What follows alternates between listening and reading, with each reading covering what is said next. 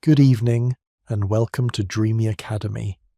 Tonight we drift far back through time, not to a distant epoch, but into the very fabric of existence itself, to understand the quiet, profound truths that underpin our world. As we begin, I'd love to know where you're watching from, your city, your country, perhaps even what the night sky looks like outside your window.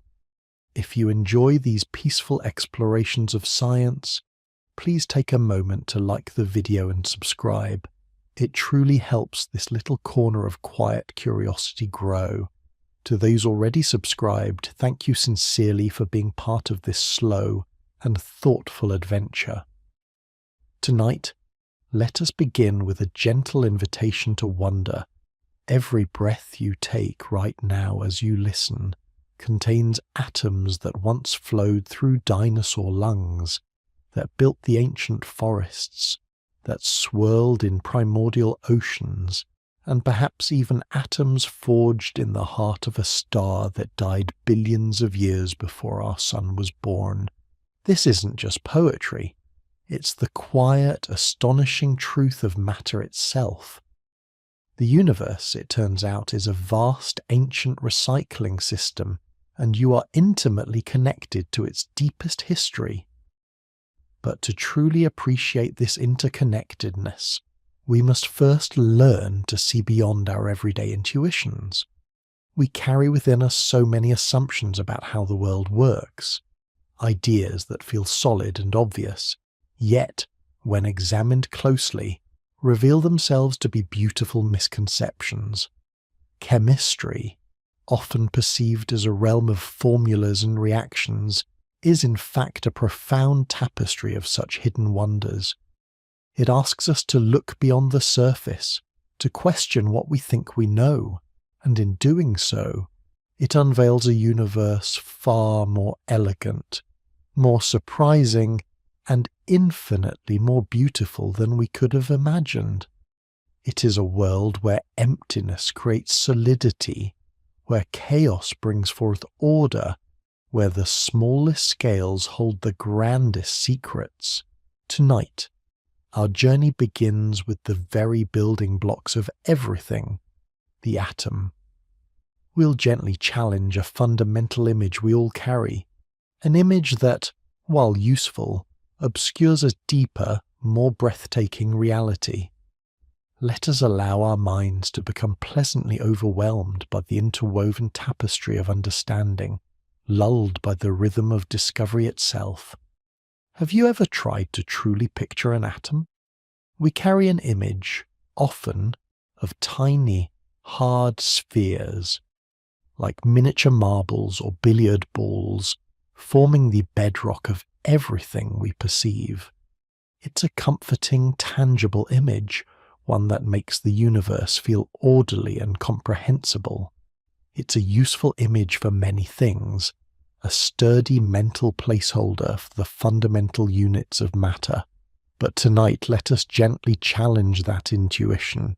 Let's peel back the layers of what we think we know, and discover a deeper, more profound truth about the very fabric of existence.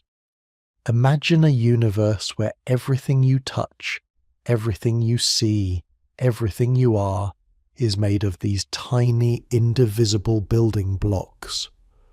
For centuries, this was the prevailing whisper among the curious. The ancient Greeks, like Democritus, first conceived of atomos, the uncuttable. Much later, in the early 19th century, John Dalton gave this whisper a precise scientific language, describing atoms as solid, uniform spheres, each element a distinct type of ball. It's a comforting, tangible picture, isn't it? A universe built from miniature, perfectly formed marbles. But sometimes, to truly understand the world, we must let go of comforting images and embrace a more ethereal truth. The first hint that our solid spheres were perhaps not so solid came with a gentle experiment, one that involved firing tiny, charged particles at a whisper-thin sheet of gold. The expectation was simple. If atoms were dense, uniform spheres, these particles would mostly be deflected, like tiny cannonballs hitting a wall of other cannonballs. But what happened was profoundly unexpected, and it began to unravel our tidy picture of matter. Imagine firing a cannonball at a tissue paper. You'd expect it to sail right through, barely disturbing the delicate fibres. Now imagine firing that same cannonball at a brick wall.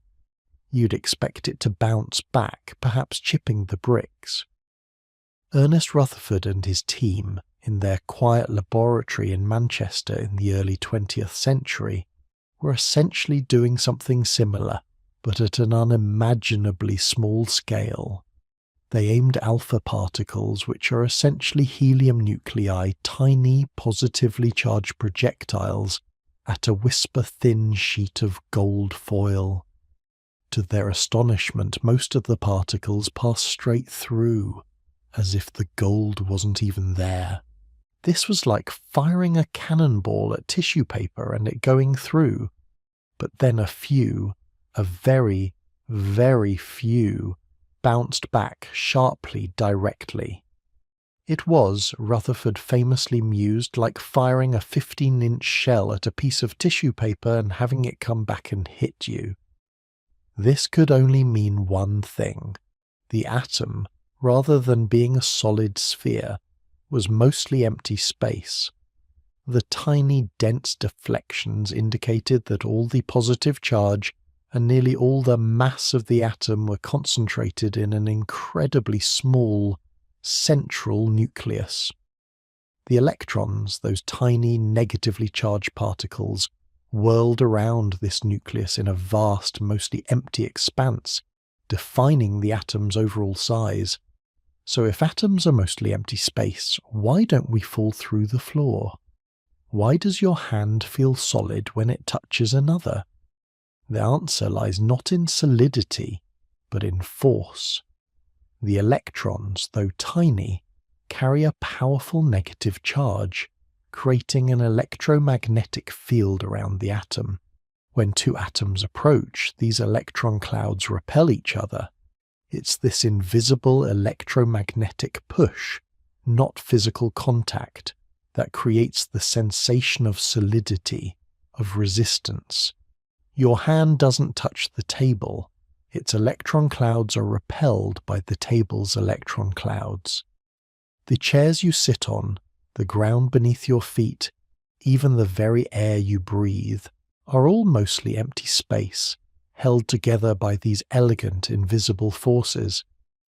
The universe, at its most fundamental level, is a dance of emptiness and energy.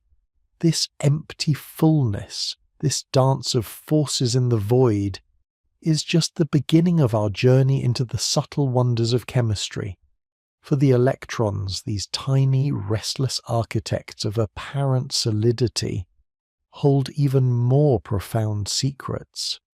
They don't merely orbit, they exist in patterns of probability, shaping the very nature of interaction.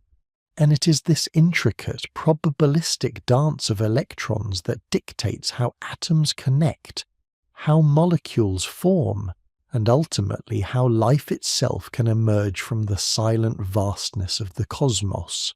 This gentle paradox of the atom, simultaneously empty and full, solid and ephemeral, leads us naturally to our next quiet question. If electrons don't orbit like planets, then what exactly are they doing? And how does their strange behaviour dictate the very essence of how matter interacts? Good evening once more, fellow travellers of the Dreamy Academy. As the gentle hush of night deepens around us, we left our last exploration suspended, marvelling at the atom's profound emptiness, its perceived solidity a mere electromagnetic illusion. We spoke of a universe that is not solid at all, but rather a quote guess one. And as we gazed into that vast quiet space within each atom, a new question, a more subtle mystery began to shimmer into view. If the atom is mostly empty, and its nucleus a tiny dense heart, what then of the electrons?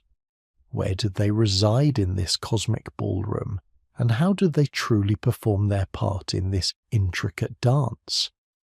Our intuition, shaped by the macroscopic world, often whispers of miniature planets orbiting a central star. It is a beautiful, easily grasped image, isn't it? A tiny solar system, scaled down to the atomic realm, with electrons gracefully tracing elliptical paths around their nuclear sun. This was in fact an early and compelling model, a natural extension of our understanding of gravity and celestial mechanics. But here, my friends, is where the universe, in its infinite elegance, gently reminds us that its deepest truths often defy our most comfortable assumptions. Let us for a moment consider the implications of such a planetary model through the lens of classical physics, the very laws that govern the majestic sweep of planets through our night sky. An electron, being a charged particle, if it were to orbit a nucleus, would be constantly accelerating. And as Maxwell's equations beautifully describe, an accelerating charged particle must radiate energy. Imagine, if you will, a tiny glowing electron shedding its energy with every revolution. What would be the inevitable consequence? It would spiral inward, inexorably drawn closer and closer to the positively charged nucleus, until, in a catastrophic collapse, the atom would cease to exist. This process, according to classical physics, should happen almost instantaneously, in mere nanoseconds. Yet, here we are, and here is the world around us, remarkably stable, enduring, and vibrant. Clearly, our intuitive planetary model, while compelling, falls short. It is a misconception born of scaling down the familiar rather than embracing the utterly foreign. So how do we reconcile the undeniable stability of matter with this classical paradox? We must, my dear companions, take a brave step beyond the familiar shores of everyday experience and venture into the truly bewildering yet utterly magnificent realm of quantum mechanics. Here, at the subatomic scale, the rules of the game are utterly transformed. Here, particles cease to behave like neat, discernible billiard balls and begin to exhibit a duality, a mysterious nature that is both particle and wave, a probabilistic whisper rather than a definitive statement. Let us gently challenge the very notion of a fixed orbit for an electron. In this quantum landscape, an electron does not follow a precise, predictable path, like a car on a track or a planet around a star. Instead, its existence is described by a probability distribution, a fuzzy cloud that represents the likelihood of finding the electron at any given point in space around the nucleus. Think of it less as a tiny marble tracing a circle, and more like a buzzing swarm of fireflies, each blink representing a fleeting moment of presence, the collective glow forming a shimmering ethereal cloud. Or perhaps imagine a photograph taken with a very long exposure of a hummingbird flitting around a flower. You don't see the bird's precise location at any single instant, but rather a blurred, vibrant region where it was and could be. These probability clouds are what we call atomic orbitals. They are not physical pathways, but mathematical descriptions of regions in space where an electron is most likely to be found. And these orbitals are not arbitrary. They are exquisitely defined by quantum numbers, which dictate their size, shape, and orientation. We find that electrons occupy specific energy levels, much like rungs on a ladder. An electron can exist on one rung or another, but never in the space between the rungs. When an electron absorbs a specific packet of energy, a quantum, it can leap to a higher energy orbital further from the nucleus, and when it falls back to a lower energy state, it emits that energy, often as a photon of light, giving rise to the vibrant colours we perceive in fireworks, neon signs, and indeed the very starlight that graces our academy tonight. This, my friends, is the origin of spectroscopy, a profound language through which we can read the unique atomic fingerprint of every element in the universe. The outermost of these probability clouds, the valence electrons, are the true socialites of the atomic world. They are the ones that dictate how an atom interacts with its neighbours, how it forms bonds, and how it participates in the grand ballet of chemical reactions.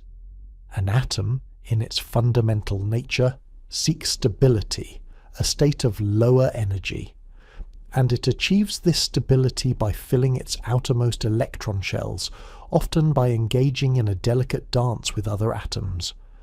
Consider, for a moment, the genesis of a molecule as simple yet profound as water, H2O.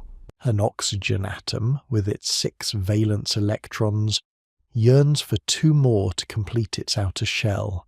Hydrogen, with its solitary electron, seeks 1 more. Neither is truly stable on its own in this configuration, but when they come together, they don't simply bump into each other. Instead, their electron clouds, these probabilistic whispers, merge and overlap. Their hydrogen atoms share their electrons with the oxygen, and in turn, the oxygen shares electrons with the hydrogens. This shared probability cloud, this covalent bond, creates a new stable entity, the water molecule. Here, the electrons are no longer solely associated with one nucleus, but are delocalized, dancing across the space between the atoms, binding them together in a shared quantum embrace. It is this probabilistic dance of electrons, their readiness to be shared, transferred or rearranged, that underpins the entire magnificent edifice of chemistry. It is how carbon, with its 4 valence electrons, can form the intricate branching chains that are the backbone of all organic life. It is how nitrogen, phosphorus, and oxygen combine to form the nucleic acids that encode our very existence. It is how proteins fold into their complex functional shapes, and how enzymes catalyze the myriad reactions that sustain us.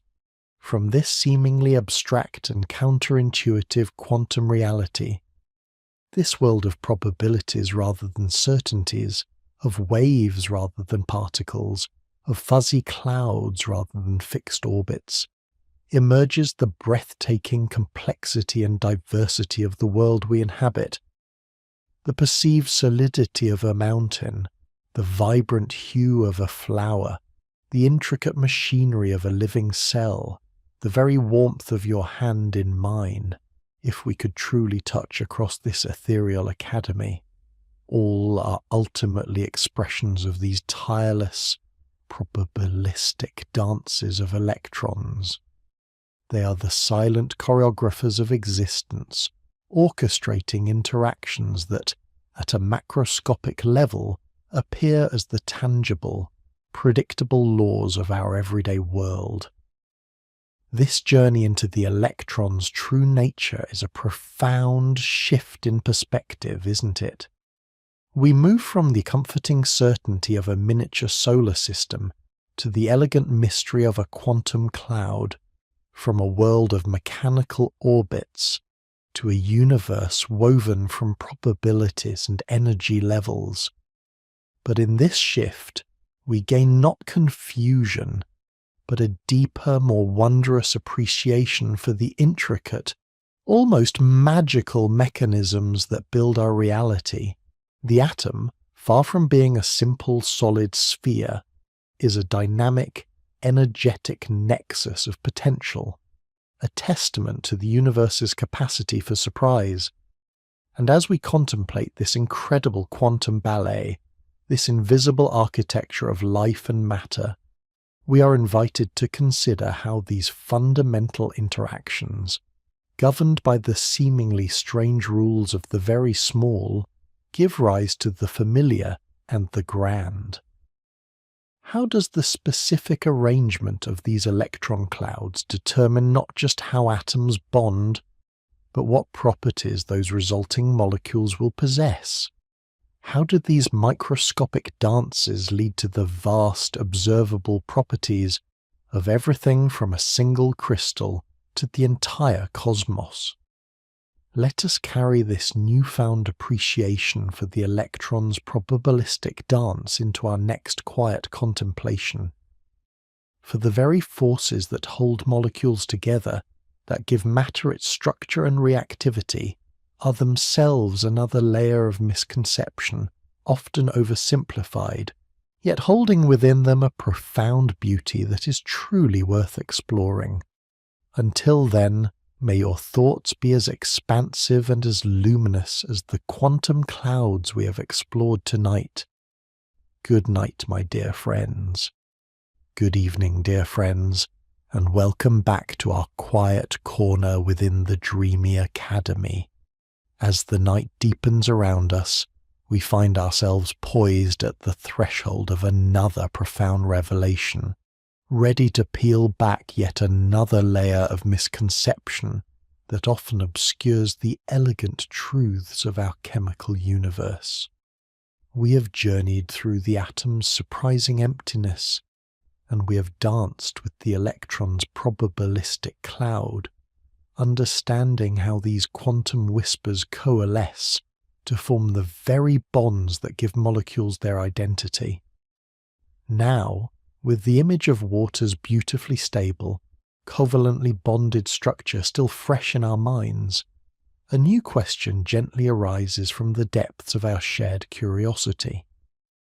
If molecules are these stable, self-contained entities, held together by the strong internal embrace of shared electrons, then what is it that draws them together? What orchestrates the vast, intricate ballets of these molecular ensembles, allowing liquids to flow, solids to form, and gases to diffuse? How do these quantum interactions, these tiny internal dances, ultimately determine the grand macroscopic phenomena we observe every moment? The boiling of water, the melting of ice, the very breath we take. For many, the intuitive answer might be a simple shrug, perhaps a vague notion that molecules just stick together, or perhaps we might mistakenly extend the idea of the strong internal chemical bond to explain every interaction. But here, my friends, lies a subtle yet significant misconception, one that, when gently challenged, reveals a universe far richer and more nuanced than we might have imagined. The forces that govern the interactions between molecules are distinct from, and often far weaker than, the forces within molecules. Yet it is these subtle, often overlooked intermolecular forces that are the silent architects of our physical world, shaping everything from the fluidity of blood to the structure of DNA.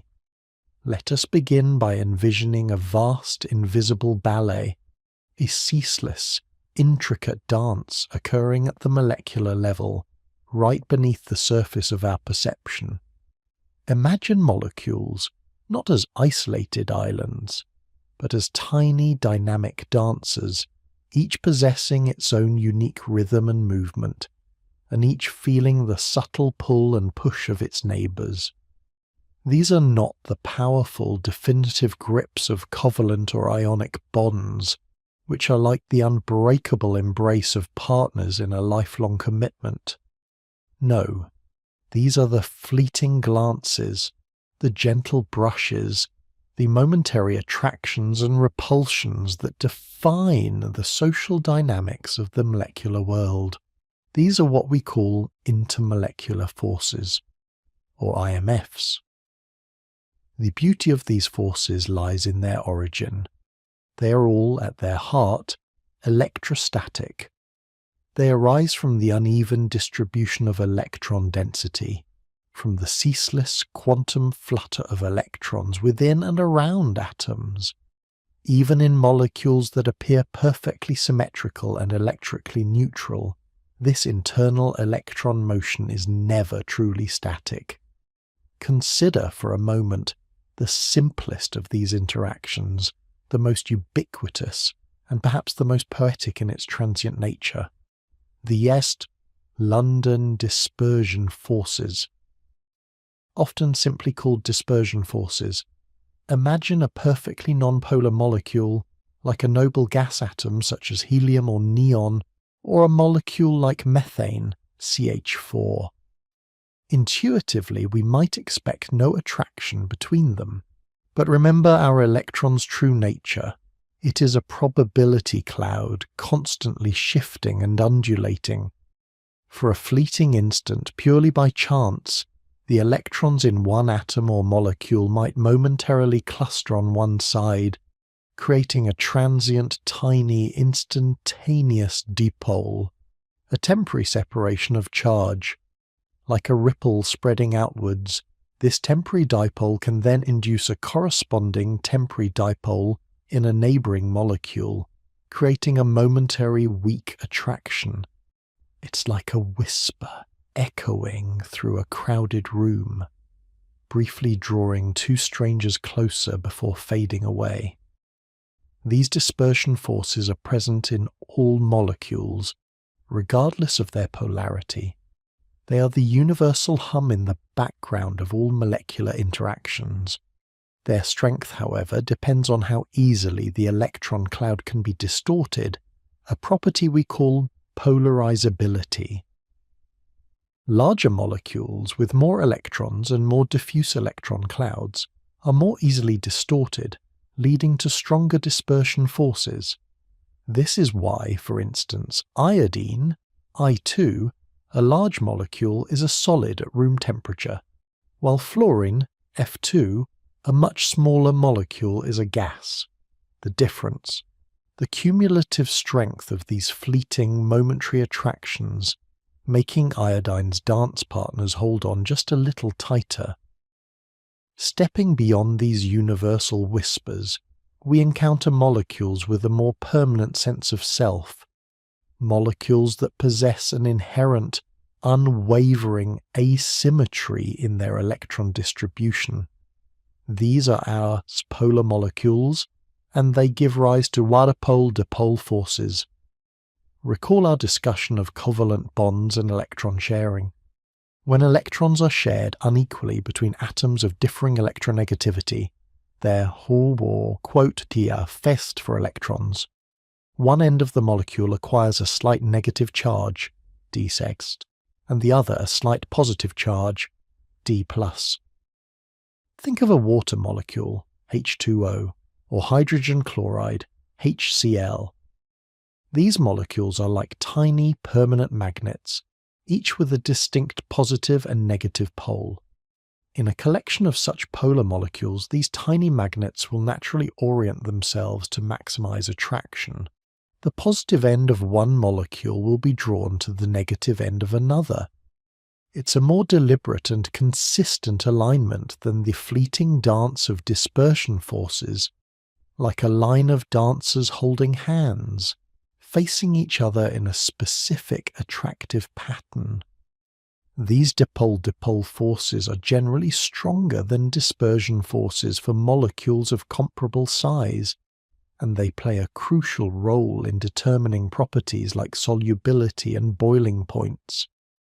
But among these dipole interactions, there exists a truly exceptional and profoundly significant variety, a force so vital to life itself that it warrants its own special designation: hydrogen bonding. This is not a true chemical bond in the sense of electron sharing, but rather an unusually strong type of dipole-dipole interaction. It occurs when a hydrogen atom already covalently bonded to a highly electronegative atom, specifically nitrogen, N, oxygen, O, or fluorine, F, finds itself strongly attracted to a lone pair of electrons on another, highly electronegative N, O, or F atom in a neighbouring molecule. Imagine our water molecule again.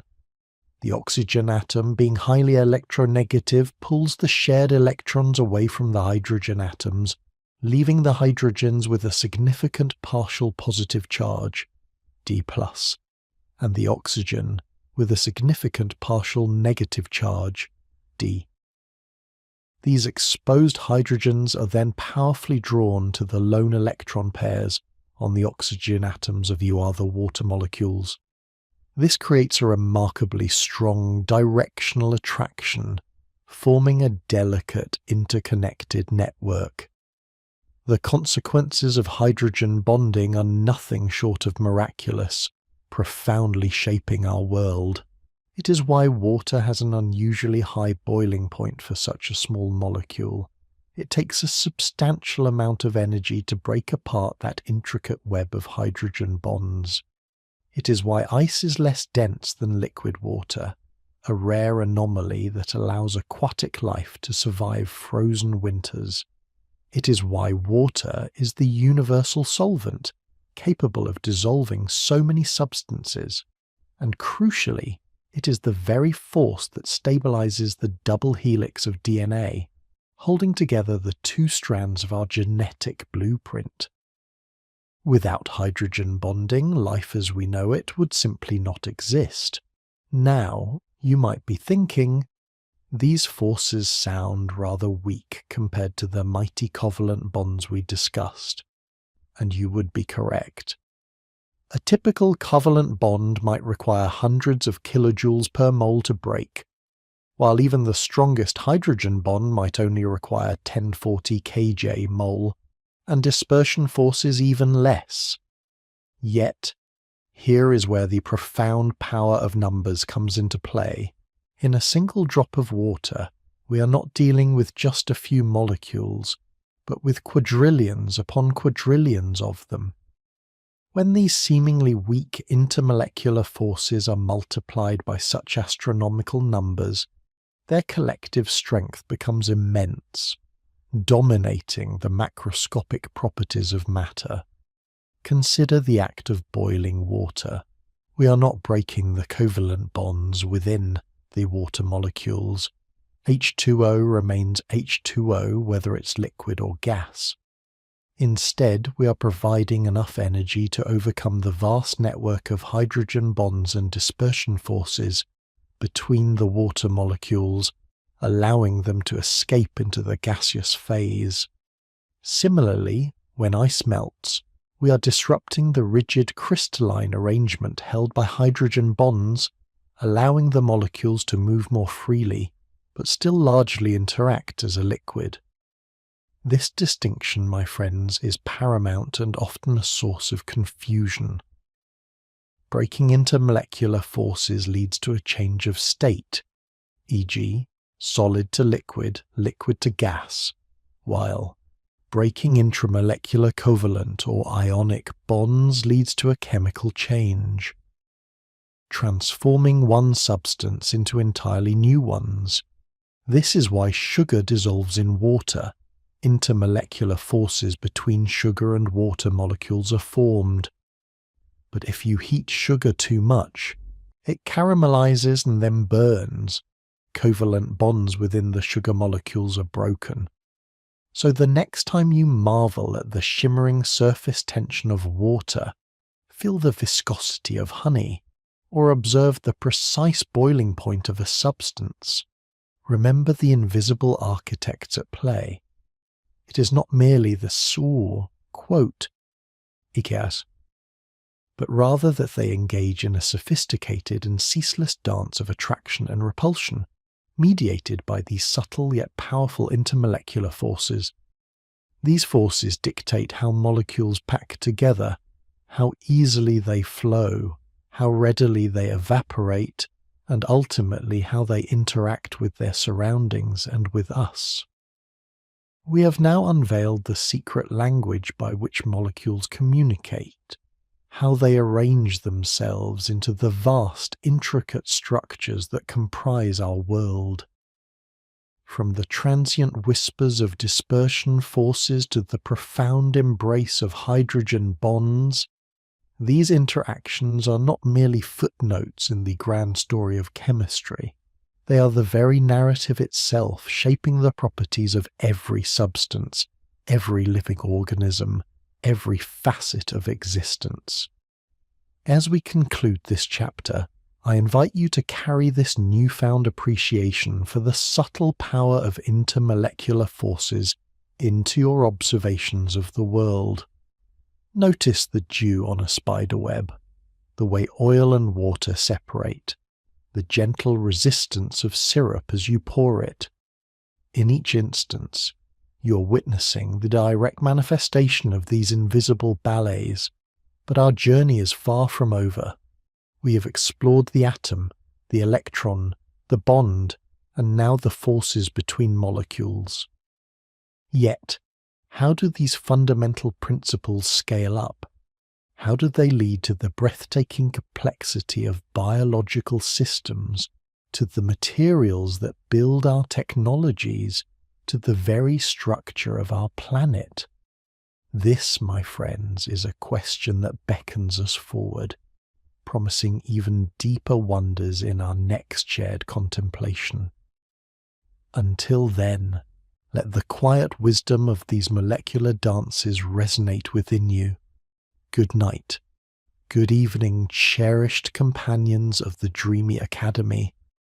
As the velvet curtain of night descends once more, inviting introspection and quiet wonder, we gather to continue our journey into the very heart of chemistry's most profound truths. In our previous sojourn, we peeled back the layers of matter to reveal the delicate yet immensely powerful dance of intermolecular forces, the invisible threads that bind molecules together, dictating the physical properties of all that we perceive, from the resilience of ice to the fluidity of water, from the aroma of a rose to the very structure of our DNA. We saw how these forces, though individually fleeting, collectively sculpt the macroscopic world, orchestrating the grand symphony of physical change. Tonight, let us venture deeper still, beyond the realm of physical transformations where molecules merely rearrange their spatial relationships, to the more fundamental, often misunderstood arena of chemical change. Here, the very identities of substances are transmuted, old bonds are severed, and new ones are forged, giving rise to entirely novel entities.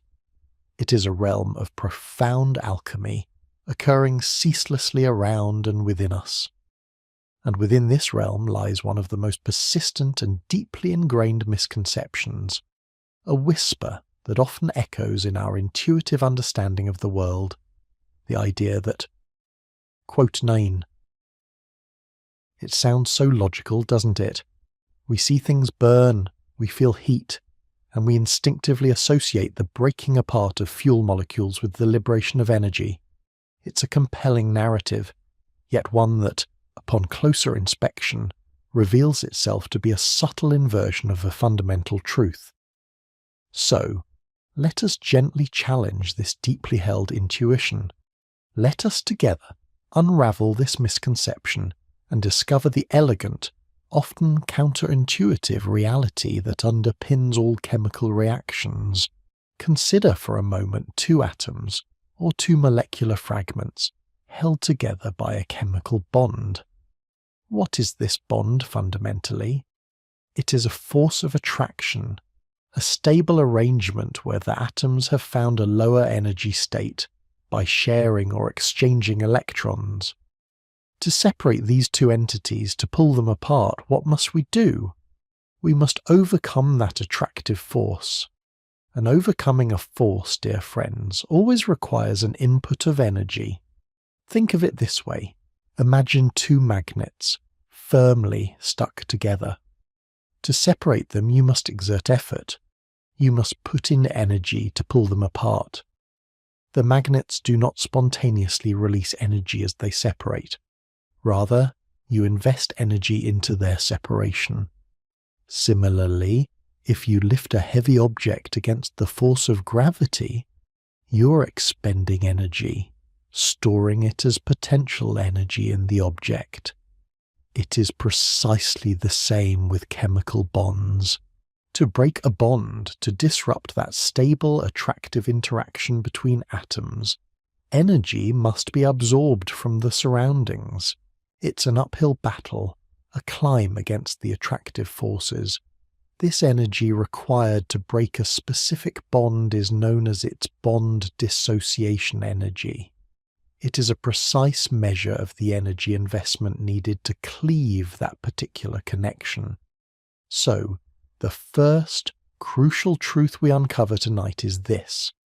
Breaking chemical bonds always requires an input of energy. Now, if breaking bonds requires energy, where then does the energy we observe in chemical reactions, like the warmth of a fire or the explosion of gunpowder, truly come from? This brings us to the second complementary truth. Energy is always released when new chemical bonds are formed. When atoms or molecular fragments come together to form a new, stable chemical bond, they are essentially moving from a higher, less stable energy state to a lower, more stable energy state. It's like our lifted object falling back to the ground, releasing its stored potential energy. Or in our magnet analogy, when the magnets snap together, they release the energy you put in to separate them, perhaps as a small vibration or sound. The atoms, in forming a bond, settle into a more energetically favourable configuration, and the excess energy is expelled, often as heat or light. This is the very essence of why chemical reactions can be so powerful, so transformative. So, a chemical reaction is not merely a process of breaking bonds, nor solely one of forming them. It is a dynamic dance, a molecular ballet, where existing bonds are broken, requiring energy input, and new bonds are formed, releasing energy. The grand question, then, is about the net energy change. What is the balance sheet of this energetic transaction? This balance is what determines whether a reaction is exothermic or endothermic, terms we often encounter, but whose underlying mechanics are frequently misunderstood. An easy exothermic reaction is one where the total energy released by the formation of new, stronger bonds is greater than the total energy required to break the old, weaker bonds. The net effect is a release of energy into the surroundings, which we perceive as heat or light. Think of a roaring campfire, the warmth radiating outwards, a testament to the fact that the carbon-oxygen and hydrogen-oxygen bonds formed in combustion are significantly more stable and thus release more energy upon formation than the carbon-carbon and carbon-hydrogen bonds in the wood required to be broken. The system, the reacting chemicals, effectively loses energy to the environment, settling into a lower, more stable energy state. Conversely, an endothermic reaction is one where the total energy required to break the old bonds is greater than the total energy released by the formation of new bonds. The net effect is an absorption of energy from the surroundings, often leading to a cooling sensation. Consider the humble cold pack, activated by a squeeze. Inside, chemicals mix, and new bonds are formed, yes, but the energy demand for breaking the initial bonds, often the dissolution of an ionic salt in water, is so high that the system draws heat from its environment, causing a noticeable drop in temperature. Here, the system gains energy from the environment, moving to a higher, less stable energy state. It is crucial to understand that both bond breaking and bond forming occur in every chemical reaction. The terms exothermic and endothermic describe the overall energetic outcome, the final summation of all these molecular transactions. The initial input of energy to start the bond-breaking process, even in an exothermic reaction, is known as the activation energy. It's like pushing a boulder up a small hill before it can roll down a much larger slope.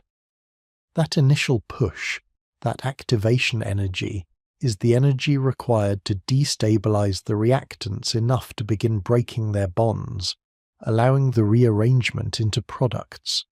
A spark to ignite fuel, a strike to light a match. These are everyday examples of activation energy at work. This elegant truth, once embraced, illuminates so much of the world around us. It explains why food provides us with energy, complex molecules broken, simpler ones formed, net energy released for our bodies to use. Why plants require sunlight for photosynthesis, energy absorbed to build complex sugars from simpler carbon dioxide and water, and why certain materials are fuels while others are not. It is a fundamental principle that guides our understanding of everything from industrial processes to the intricate biochemistry of life itself. We have moved from the illusion of solid atoms to the quantum dance of electrons, from the subtle caress of intermolecular forces to the energetic ballet of chemical transformations. Each step in this journey reveals a deeper layer of reality, more intricate and wondrous than our initial intuitions might suggest. The universe, in its wisdom, does not simply release energy from destruction. It orchestrates a delicate balance, a continuous exchange where energy is invested to dismantle and then generously repaid when new structures are beautifully assembled. This understanding is not merely academic. It fosters a profound appreciation for the continuous, quiet energy exchanges that power our existence, shaping the very fabric of our world, molecule by molecule, bond by bond. As we conclude our contemplation for this evening, I invite you to carry this newfound perspective with you. Observe the world through this lens, and you will begin to see the invisible currents of energy flowing through every transformation, every breath, every flicker of flame. The misconceptions we shed are not merely errors corrected, they are veils lifted, revealing a more magnificent, more coherent reality. Until our next gathering, may your curiosity burn brightly, and may your journey into the wonders of chemistry be filled with ever-deepening understanding and awe. Good night, good evening, cherished companions of the Dreamy Academy. As the velvet cloak of night descends once more, inviting quiet contemplation, we find ourselves at a fascinating precipice. In our previous explorations, we unraveled the delicate dance of energy within chemical reactions, discerning that breaking bonds always demands an input of energy, while forming new ones graciously releases it. We saw how the net sum of these energy exchanges determines whether a reaction warms our world or draws in its heat, and how activation energy provides that initial, necessary spark. But now, let us lift our gaze from the intricate ballet of individual atoms and the energetic whispers between them. Let us contemplate a grander vista, a profound tapestry woven from these very threads. For the lingering question, the silent wonder that has perhaps stirred within many of us is this: how do these fundamental principles, the quantum mechanics of electrons, the specific types of bonds they form, the subtle, pervasive intermolecular forces, and the intricate energy dynamics, how do they scale up? How do they coalesce and conspire to paint the breathtaking complexity of biological systems, the sophisticated utility of technological materials, or the majestic, slow-motion choreography that sculpts our very planet? It is a question that nudges at the very edge of our understanding, inviting us to peer beyond the immediate and into the realm of emergence. Often, we carry a quiet misconception that complexity must arise from something more than simple chemistry, that life, for instance, must harbour some elusive, non-chemical spark. Today, let us gently challenge this intuition and discover the profound truth that the boundless complexity we observe is not a departure from chemistry, but its most magnificent, intricate, and awe-inspiring expression.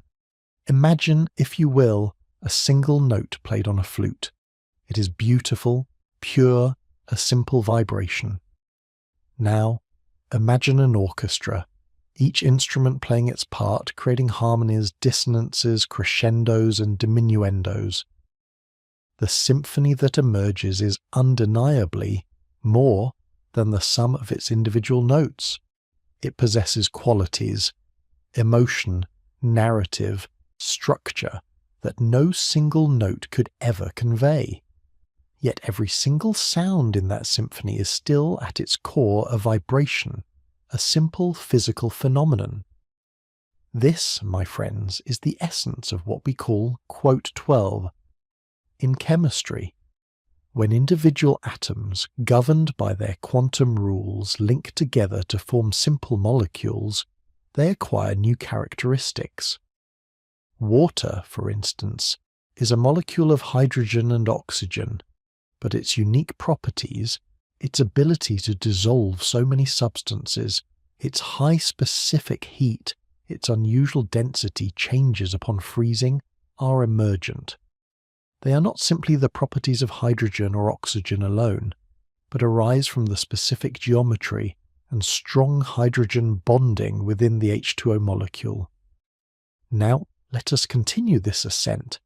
These simple molecules in turn become the building blocks for even larger, more intricate structures. Consider the realm of life, the most stunning testament to chemical complexity. Here, simple organic molecules, amino acids, nucleotides, sugars, fatty acids are the foundational elements. Each on its own is a fascinating chemical entity, but it's their ordered assembly, their specific sequences and three-dimensional arrangements that unlocks entirely new levels of function. Take proteins, for example. They are not merely long chains of amino acids. The precise sequence of those amino acids dictates how the chain will fold into a unique, intricate three-dimensional shape. This shape, in turn, determines the protein's function, whether it acts as an enzyme to catalyze a reaction, a structural component to build a cell, a transporter to move molecules, or a signal to communicate.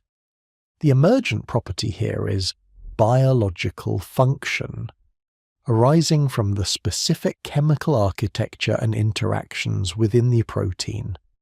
It is a marvelously sophisticated chemical machine, built from the ground up by the very principles we have explored. And then there is DNA, the very blueprint of life. It is composed of just 4 types of nucleotide bases, linked in a specific sequence. But this sequence, this chemical alphabet, encodes information, instructions for building and operating an entire organism. The elegant double helix structure, stabilized by hydrogen bonds between complementary bases, is not just a pretty shape. It is a mechanism for storing, replicating, and transmitting this vital information across generations. Here, information itself is an emergent property of chemical arrangement, a profound testament to the power of molecular organization. Our bodies, these living, breathing marvels, are vast, interconnected chemical factories. Every thought, every movement, every breath, every beat of our heart is powered by a cascade of exquisitely orchestrated chemical reactions. Metabolism, the sum total of these reactions, is a symphony of bond breaking and bond formation, of energy absorption and release, all precisely regulated by enzymes, those protein catalysts, to maintain the delicate balance of life. There is no mystical vital force guiding these processes. There is only chemistry operating with a level of organization and efficiency that far surpasses any human-engineered system. But the story of emergent properties extends beyond the biological. Consider the materials that shape our modern world. Polymers, for instance, are long chains of repeating molecular units. The individual units might be simple, but the length of the chain, the way the chains entangle, and the specific intermolecular forces between them dictate whether the material is a flexible plastic, a strong fiber, or a resilient rubber. We can engineer these properties by manipulating the underlying chemistry. Semiconductors, the bedrock of our digital age, derive their astonishing abilities from the precise arrangement of atoms in their crystal lattice and the subtle manipulation of electron energy levels, a direct application of the quantum principles we discussed in Chapter 2. Even on the grandest scales, the chemical principles we've explored dictate the nature of our planet, the formation of minerals, the slow, majestic dance of geological processes, the very composition of the Earth's crust and mantle. All are governed by the ways atoms bond, the energetic favorability of certain structures, and the influence of temperature and pressure on chemical reactions. The vast, ancient recycling systems of our planet, from the carbon cycle to the water cycle, are fundamentally chemical processes driven by energy from the sun and the inherent reactivity of elements.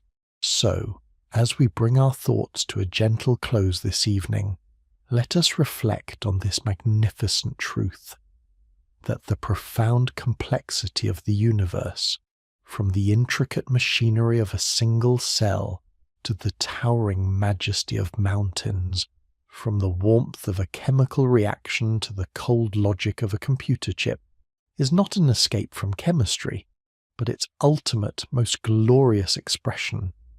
There is no magic, no unexplainable leap, only the tireless, elegant operation of fundamental chemical laws, building, arranging, and transforming matter in ways that continuously inspire awe. The misconception that complexity is somehow separate from chemistry dissolves when we understand emergence, the idea that new, profound properties arise not from new fundamental forces, but from the specific organization and interaction of simpler chemical components. It is a testament to the power of arrangement, the beauty of sequence, and the endless possibilities inherent in the dance of atoms and energy. We have journeyed from the emptiness within an atom to the intricate bonds that hold molecules together, from the quantum whispers of electrons to the energetic breaths of chemical reactions. And now we see how these seemingly disparate elements weave together to form the very fabric of existence, a testament to the universe's capacity for self-organization and breathtaking beauty. Rest well, my friends, and carry this wonder with you into the quiet hours. Until we meet again for another peaceful exploration, may your minds remain open to the boundless marvels that chemistry reveals. Good night. Good evening, my dear companions on this quiet journey into the heart of chemistry. As the gentle hush of night once more descends upon our dreamy academy, we find ourselves reflecting on the profound symphony of emergence we explored in our last gathering. We marvelled at how the seemingly simple dance of atoms and molecules, governed by fundamental laws, can give rise to the breathtaking complexity of life, of materials, of entire planetary systems. We saw that the universe, in its intricate design, asks not for magic, but for the elegant orchestration of its constituent parts. Tonight, let us continue our peaceful exploration by turning our gaze to another cornerstone of our understanding, one that underpins every transformation we witness, every emergent property we admire. It is a concept so fundamental that it often goes unstated, yet its absence from our intuitive grasp can lead to some of the biggest misconceptions about the very nature of change itself. Think with me for a moment. Have you ever watched a log burn in a fireplace, slowly diminishing into a pile of ash and a wisp of smoke? Or perhaps observed a sugar cube dissolve into a cup of tea, seemingly vanishing without a trace? What about a pot of water boiling vigorously, the liquid slowly disappearing as steam rises into the air? In these everyday phenomena, our senses present us with a compelling illusion that matter can simply disappear or be created from nothing. We see a solid turn to vapour, a crystal vanish into liquid, while a dense log become ethereal smoke, and our immediate unscientific conclusion might be that something has been lost or perhaps gained from the fabric of existence.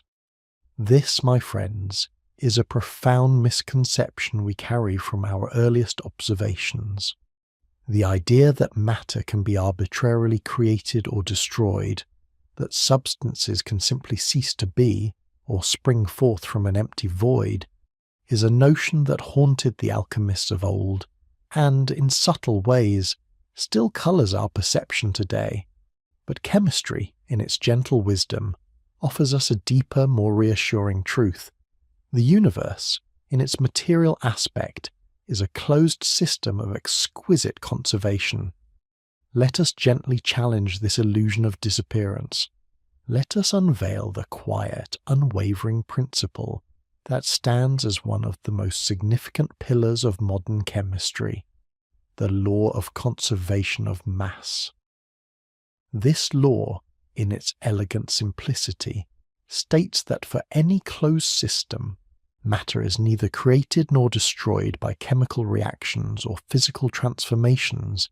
It merely changes form. The atoms, these tireless, immutable dancers we first encountered, are simply rearranged.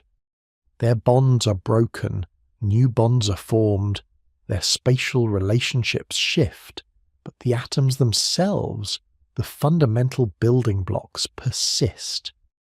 They are the eternal cast members in the universe's grand ongoing play. This understanding was not always so clear. For centuries, observations like the burning log fueled mystical interpretations or simply led to incomplete conclusions. It took the meticulous mind of a pioneer like Antoine Lavoisier in the late 18th century to truly articulate this principle.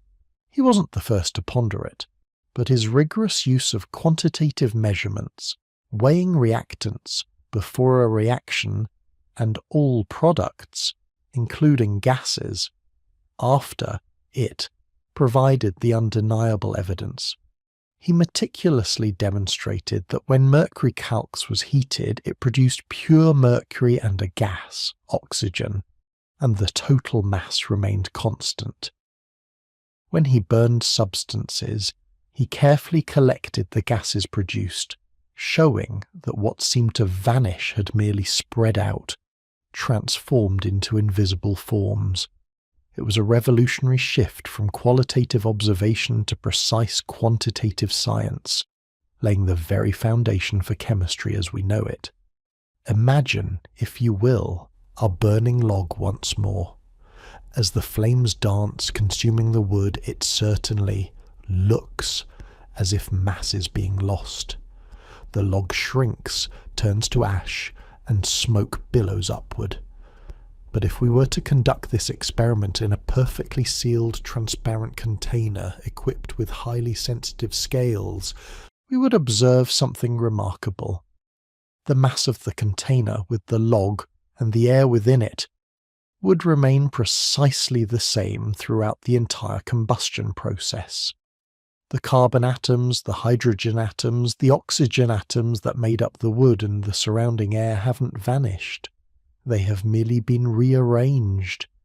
The carbon from the wood combines with oxygen from the air to form carbon dioxide gas, which floats away as part of the smoke.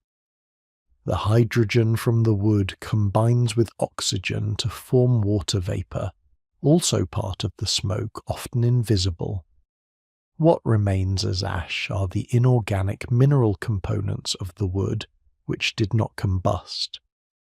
Every single atom that was present at the beginning of the reaction is still present at the end, simply bound into different molecules, occupying different spaces, often in a gaseous form that our unaided senses cannot easily perceive or weigh. The seeming loss of mass is merely a redistribution of mass into forms that escape our immediate notice. Consider the sugar cube dissolving in your tea. It descends into the warm liquid, and in moments it is gone, vanished, or so it seems. But has it truly disappeared? Of course not. The sugar molecules held together in a crystalline lattice have merely been gently coaxed apart by the water molecules. The water envelops each individual sugar molecule, pulling it away from its neighbours and dispersing it throughout the liquid. The sugar is still there, its molecules intact, still imparting sweetness to your tea. If you were to carefully evaporate all the water, you would recover the exact same mass of sugar you started with. It was never destroyed, it was merely dispersed, its presence hidden from our eyes by the vastness of the solvent. And the boiling water? That quintessential example of something disappearing. We watch the liquid dwindle, replaced by an ethereal cloud. But this cloud is not nothingness. It is water vapour, H2O molecules that have absorbed enough energy, as we discussed in Chapter 4, to break free from the intermolecular forces holding them in the liquid state. As explored in Chapter 3, the molecules themselves are unchanged. They are still H2O. They have simply transitioned from a closely packed liquid to a widely dispersed gas. If we were to cool this vapour, it would condense back into liquid water, again demonstrating the conservation of those very same H2O molecules. This principle, the law of conservation of mass, is not just a scientific curiosity. It is the silent, fundamental guarantor of the material universe. It means that the atoms that make up your body today are the same atoms that have existed for billions of years, cycling through stars, nebulae, ancient oceans, and countless living forms. It means that the oxygen you breathe was once part of a tree, or perhaps a dinosaur, or even a distant star. It means that the carbon in your skin could have once been part of a diamond, or a volcanic gas, or the leaf of a prehistoric fern. This realization transforms our perception of change from one of loss or creation into one of endless transformation, a grand, universal recycling system. Nothing is truly wasted, nothing truly disappears. Every leaf that falls, every creature that perishes, every star that explodes, merely rearranges its atomic components, making them available for new structures, new forms, new emergent complexities. It is the ultimate expression of continuity in a universe that constantly appears to be in flux. This quiet understanding brings a profound sense of awe, doesn't it? It suggests an underlying stability, an unbreakable thread woven through all phenomena. It connects the microscopic dance of electrons and atoms, the subtle pulls of intermolecular forces, the energetic ballet of bond formation and breaking, and the breathtaking emergent properties of complex systems, all within the framework of an unfailing conservation. So, the next time you witness something seemingly vanish or appear, pause for a moment. Let your mind gently peel back the layers of illusion presented by your senses. Ask yourself, where did the atoms go? How were they rearranged? What new forms have they taken? By doing so, you will not only be practicing the thoughtful discipline of a chemist, but you will also be attuning yourself to the deeper, more profound rhythm of the cosmos, a rhythm of eternal transformation, where nothing is ever truly lost, only beautifully, endlessly changed. With this truth, the universe reveals itself not as a realm of arbitrary comings and goings, but as an intricately balanced, self-sustaining masterpiece, where every atom plays its part in an unending, magnificent performance. Let us carry this understanding forward, allowing it to enrich our view of the world around us, and to deepen our appreciation for the elegant, unwavering laws that govern all existence. Good night, and may your dreams be filled with the wondrous conserved dance of matter. Good evening, dear seekers of wonder, and welcome back to our quiet corner of the Dreamy Academy. We left our last shared contemplation with the profound understanding that matter, in its myriad forms, is an eternal traveller, never created nor destroyed, merely rearranged in the grand cosmic tapestry. The law of conservation of mass offered us a serene reassurance. The atoms that compose us, the air we breathe, the stars above, have been, and will be, forever engaged in a vast, ancient recycling system.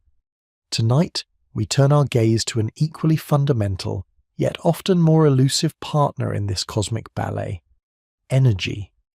If matter is the dancer, energy is the music, the rhythm, the very force that propels every step, every leap, every graceful turn. And just as with matter, our intuition sometimes whispers charming but inaccurate tales about energy. Have you ever watched a fire dwindle to embers, or a battery slowly lose its charge, and felt a quiet pang, a sense that something precious has been, quote, 16, quote, 17, or simply, quote, 18 wane? We speak of, quote, 19 din, of, quote, 20 and of the, quote, 21. It is a natural, almost poetic way to describe the fading of a brilliant light or the cessation of motion.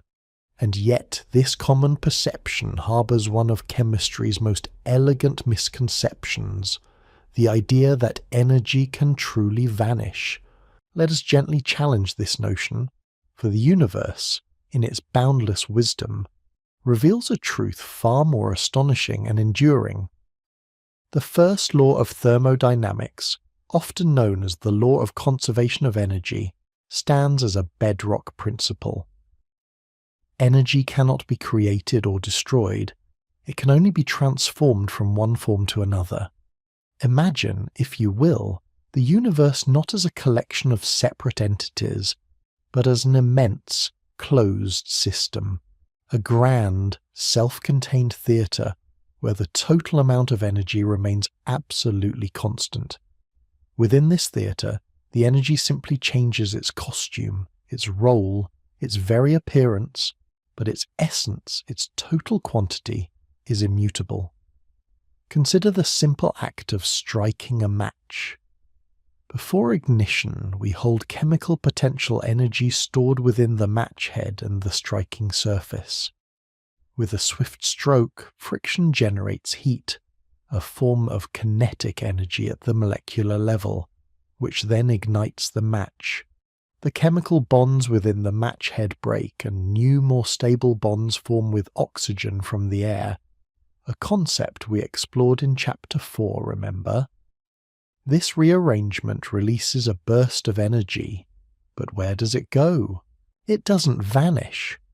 The chemical energy transforms into a brilliant flash of light, electromagnetic energy, a wave of heat that warms your fingers, thermal energy, and sometimes even a faint crackle of sound, mechanical energy travelling through air. Each of these is merely a different manifestation of the same fundamental energy that was latent in the match. The total energy before the strike is precisely equal to the total energy after, just redistributed and transformed. Let us observe this dance of transformation in other familiar scenarios. Think of a roller coaster at the peak of its ascent. Here, it possesses maximum gravitational potential energy, energy stored by virtue of its position. As it plunges downwards, this potential energy is not lost. It is gloriously converted into kinetic energy, the energy of motion, propelling the cars with exhilarating speed. As it races along the tracks, some of that kinetic energy is then transformed into heat due to friction between the wheels and the tracks, and some into sound as the wheels rumble. Even as it slows to a halt, the total energy of the system, the roller coaster, the tracks, the surrounding air remains unchanged, merely having undergone a series of intricate metamorphoses. Our own bodies are living testaments to this law. We consume food, which contains chemical potential energy. Through a remarkable cascade of biochemical reactions, this chemical energy is transformed. Some becomes kinetic energy, allowing us to move, speak, and think. A significant portion transforms into thermal energy, maintaining our body temperature, a constant internal furnace. Even the faint electrical signals that travel through our nerves, allowing our brains to function, are another expression of this same conserved energy. When we feel tired, it isn't because energy has disappeared from the universe. It's because the chemical energy stored in our bodies has been converted into other forms, and we need to replenish our internal reserves of chemical potential energy through food. So, why then does it feel as though energy is, quote 22, why do we need to constantly add fuel to our cars or recharge our phones or eat our meals? This perception arises from a crucial nuance. While total energy is conserved, its usefulness or concentrated form can diminish. When the chemical energy from a burning log transforms into heat, that heat radiates into the vastness of the surrounding room, then into the atmosphere, and eventually into the cosmic expanse. It hasn't vanished. It has merely spread out, dispersed, becoming less concentrated and thus less available to do useful work in a particular, localized system. Imagine a single drop of ink in a clear glass of water. The ink doesn't disappear. It disperses, colouring the entire volume of water. It's still there, but it's no longer a concentrated drop. This spreading out, This tendency for energy to become more diffuse and less ordered is a concept beautifully described by the second law of thermodynamics, which we will explore in a future chapter. But for now, let us simply grasp that the perceived, quote, Tassen 24 of energy is not an annihilation, but a transformation into a more disordered, less concentrated state, often as heat radiating into the environment. The universe is not running out of energy. It is simply tending towards a state where that energy is more evenly distributed, a cosmic leveling. Think of an old incandescent light bulb. It consumes electrical energy. A small fraction of this energy transforms into visible light, its intended purpose. However, a much larger fraction transforms into heat, warming the bulb and the surrounding air. That heat isn't gone, it's just diffused, making the bulb inefficient as a light source, but perfectly conserving the electrical energy input. The electrical energy didn't vanish, it simply took on multiple forms, with much of it becoming thermal energy dispersed into the environment. This profound truth underpins every single process in the universe, from the smallest atomic interaction to the most colossal stellar explosion. The sun, that magnificent furnace in our sky, is constantly converting mass into energy, a relationship famously described by Einstein's EI-mc2, showing the ultimate interchangeability of mass and energy, though the total mass energy of the universe remains constant, radiating light and heat across billions of miles. That energy doesn't disappear into the void. It travels, it warms our planet, it drives photosynthesis, it sets winds in motion, and it ultimately radiates back out into space, a continuous, undying flow. The law of conservation of energy grants us a deep sense of order and permanence. It means that the energy that fueled the Big Bang is still present within the universe today, albeit transformed countless times over billions of years. It means that the energy you expend reading these words, the energy that powers your thoughts, is part of an eternal flow, an unbroken chain of transformation stretching back to the dawn of time and forward into the unknown future. We are not living in a universe where the fundamental currency of existence is slowly dwindling. Instead, we inhabit a dynamic, vibrant system where energy is in a constant, spectacular flux, forever changing form, but never truly diminishing in its total sum. This understanding frees us from the misconception of scarcity in the most fundamental sense, inviting us to appreciate the ingenious ways energy reshapes itself, powering the very fabric of reality. As we close our contemplation tonight, let us carry this new perspective. When you see a light fade or a machine stop, remember that the energy hasn't vanished. It has simply embarked on a new journey, transformed into another guise, continuing its eternal dance within the boundless theatre of the cosmos. The spark, dear friends, never truly dies. It merely changes its brilliant form. Next time, perhaps, we shall delve deeper into the implications of this transformation, exploring why, if energy is always conserved, the universe seems to be moving towards an inescapable future of disorder. Until then, let this quiet wonder settle within you. Good night. Good evening, dear friends, and welcome back to our quiet corner of the Dreamy Academy. The night deepens outside, a vast canvas of stars that, if we gaze upon them long enough, always seems to invite us to ponder the grandest of cosmic questions. Last time, we journeyed through the unwavering principle of energy conservation, discovering that energy is never truly, air quote, 25, or, quote, 26. but merely transforms, shifting its guise from one form to another. We understood that the warmth radiating from a cooling cup of tea or the rustle of leaves driven by the wind are not instances of energy vanishing, but rather of its quiet redistribution, often into the vast, warm embrace of the environment. Yet, as we concluded that chapter, a subtle, perhaps even unsettling question may have lingered in the quiet chambers of your mind. If energy is always conserved, if the grand cosmic ledger always balances, why does the universe seem to be tending towards a state of increasing, disorder?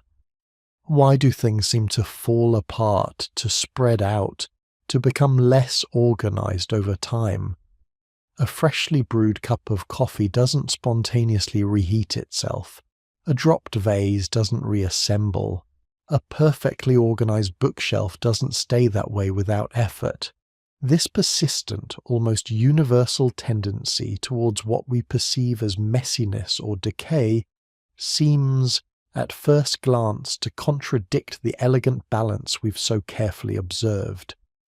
Tonight, let us gently challenge this perception of disorder and unveil one of the most profound and perhaps most misunderstood laws of the universe, a principle that, far from being a harbinger of chaos, is the very engine driving countless chemical and physical processes from the mundane to the cosmic. We speak, of course, of entropy and the stelle, second law of thermodynamics. The misconception we often carry is that disorder is inherently negative, a sign of something breaking down or going wrong. We strive for order in our lives, in our homes, in our minds. But what if disorder is not a flaw, but a fundamental, inescapable tendency, a natural state of being for energy and matter? What if it is not chaos, but a deep underlying preference for probability, for a greater number of possible arrangements? Let us begin by gently redefining what we mean by disorder. In the realm of chemistry and physics, this concept is far more nuanced, far more elegant than simply a messy room. We refer to it as entropy, a term often shrouded in a veil of complexity, but which, at its heart, speaks to the dispersal of energy and matter, or more precisely, the number of microscopic ways a system can be arranged while still appearing the same macroscopically. Imagine, if you will, a handful of vibrant marbles, all neatly arranged by colour in a small box. There is only one way to have them perfectly sorted like that. Now, gently shake the box. What happens? The marbles mix. They disperse. There are countless ways for those marbles to be mixed up, far more ways than for them to be perfectly sorted. The mixed state, the disordered state, is simply the most probable state. It has a higher entropy because there are more ways for the system to exist in that configuration. Or consider a drop of ink carefully placed into a glass of clear water. At first, the ink is highly concentrated, highly localized, a state of low entropy. But what happens over time? The ink slowly, inexorably, disperses throughout the water until the entire glass is uniformly tinted. The ink molecules haven't disappeared. They haven't changed their chemical identity. They have simply spread out, occupying a much larger volume, increasing the number of possible positions they could be in. The system, the ink and water together, has moved from a state of low entropy to a state of higher entropy. This dispersal is not a mistake. It is the most probable outcome, the universe seeking its most statistically likely arrangement. This brings us to the profound statement of the second law of thermodynamics. The total entropy of an isolated system can only increase over time or remain constant in ideal cases. It can never decrease. In simpler terms, in any spontaneous process, the universe, or any isolated part of it, tends towards a state of greater overall entropy. Things tend to spread out, to mix, to become more diffuse. This law is not about the loss of energy, as we established energy is conserved. Instead, it is about the quality or usefulness of that energy. Think back to our cooling cup of tea. The heat energy within the tea is concentrated, capable of doing work, like warming your hands. As it disperses into the cooler room, that total amount of heat energy remains the same in the universe, but it becomes spread out, less concentrated, less able to perform useful work. It has moved from a state of low entropy, concentrated heat, to a state of higher entropy, diffuse heat spread across a larger volume of air. This dispersal of energy is the essence of the second law. Let us illustrate with a few more chemical examples. Consider a gas confined to a small container. If we open a valve and allow it to expand into a larger evacuated container, the gas molecules will spontaneously spread out to fill the entire available volume. This is not because they are pushed by some external force, but because the state where the molecules are dispersed throughout the larger volume is overwhelmingly more probable than the state where they all remain clustered in the small initial volume. The entropy of the gas increases as it expands. Think about a block of ice melting into liquid water. The highly ordered crystalline structure of ice, low entropy, gives way to the more disordered fluid arrangement of water molecules, higher entropy. The molecules are still H2O, but their freedom of movement and the number of possible positions they can occupy have dramatically increased. This process requires energy input, the latent heat of fusion, but the system, ice to water, moves to a higher entropy state, and the surroundings, the air or heat source, experience an even greater dispersal of energy, leading to an overall increase in the entropy of the universe. Or consider a chemical reaction that proceeds spontaneously, such as the combustion of wood. Wood, a complex organized structure of cellulose, reacts with oxygen to produce simpler gaseous molecules like carbon dioxide and water vapor, along with heat and light. While the formation of new chemical bonds releases energy, exothermic, the dramatic increase in the number of gaseous molecules and the dispersal of heat into the environment represent a massive increase in entropy. The order of the wood is converted into the disorder of gases and dispersed heat. This overall increase in entropy is a primary driving force for such spontaneous reactions. Now you might be thinking, but what about life? Living organisms are incredibly complex and highly organized. Don't they represent a decrease in entropy? This is where the subtlety of the second law truly shines. The second law states that the total entropy of an isolated system must increase. Life, dear friends, is anything but an isolated system. A plant, through photosynthesis, takes simple, low-energy molecules like carbon dioxide and water, and, using the highly concentrated energy from sunlight, builds complex high-energy sugars and other organic compounds. This local decrease in entropy, creating order from disorder, is paid for by a much larger increase in entropy elsewhere. The sun, in the process of radiating its energy, is undergoing a massive increase in entropy as its concentrated nuclear energy disperses into the vastness of space. Our own bodies, magnificent examples of intricate order, constantly consume ordered high-energy food molecules and convert them into simpler waste products. Carbon dioxide, water, heat, increasing the entropy of our surroundings far more than our own internal order represents. Life, in essence, is a remarkable localized eddy against the relentless current of increasing universal entropy. It creates pockets of order, but only by accelerating the disordering of its environment. It's like building an exquisite sandcastle on a beach. You create a beautiful, ordered structure, but only by taking sand from the surrounding beach and, in the process, making the overall beach slightly more disordered, and by expending your own concentrated energy. And inevitably, the tides of entropy will claim even the sandcastle. The second law of thermodynamics is often called quote 35, because it explains why time moves forward, why we remember the past but not the future. We can observe things becoming more disordered, but never spontaneously more ordered. A broken glass never spontaneously reassembles. A cooked egg never spontaneously uncooked itself.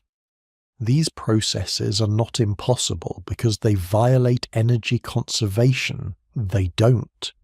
But because they would involve a decrease in the total entropy of the universe, which is overwhelmingly improbable. So, when we perceive things falling apart or energy dissipating, we are witnessing not a flaw in the fabric of existence, but the universe diligently working towards its most probable state.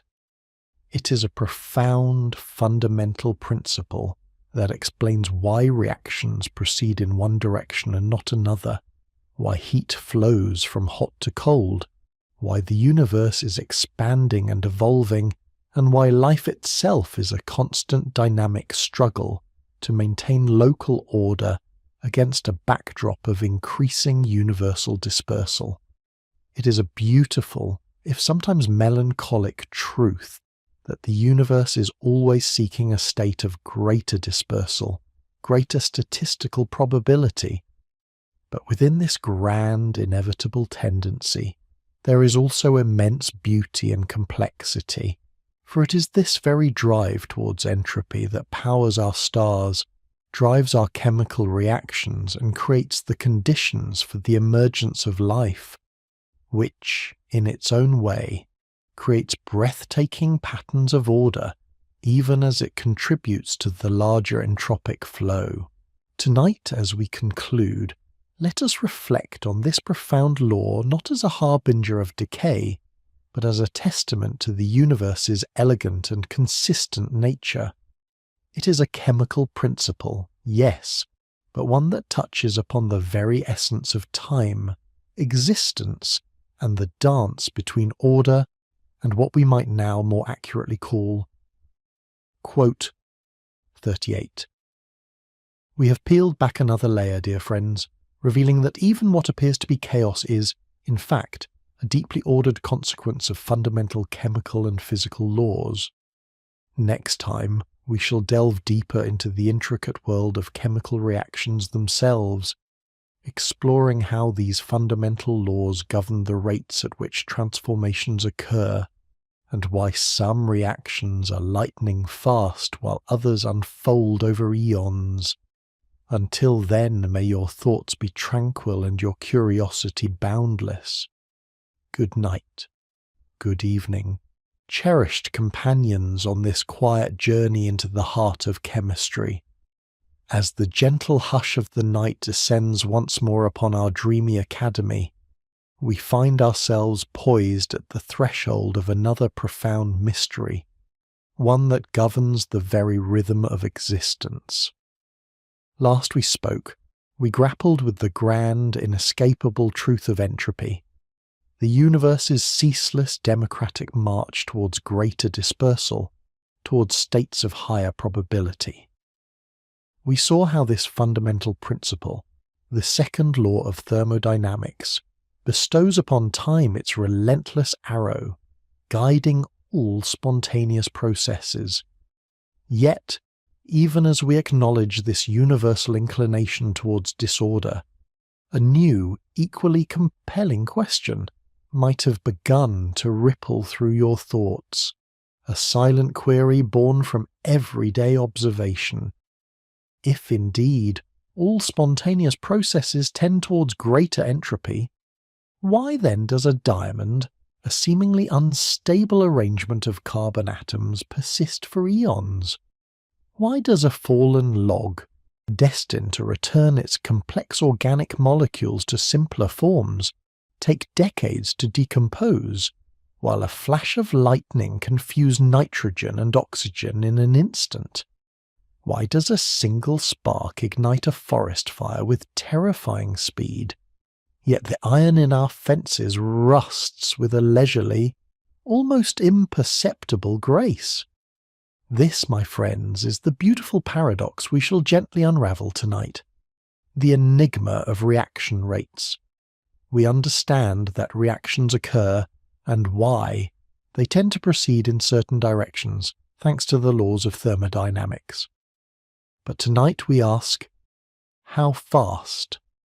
What dictates the tempo of these chemical transformations, from the geological slowness of rock formation to the instantaneous burst of an explosion? This question, often overlooked in its apparent simplicity, holds the key to understanding everything from the efficiency of industrial processes to the very mechanisms that sustain life within our bodies. Let us begin by gently challenging a subtle misconception, perhaps one you haven't consciously articulated, but which might linger in the corners of our intuition. We might imagine that if a reaction is thermodynamically favourable, if it leads to a lower energy state and higher entropy, it should simply happen, instantly, like water flowing downhill. But experience, and indeed the very existence of our stable world, tells us otherwise. The universe, in its infinite wisdom, has built in a gatekeeper, a subtle but formidable barrier that dictates the pace.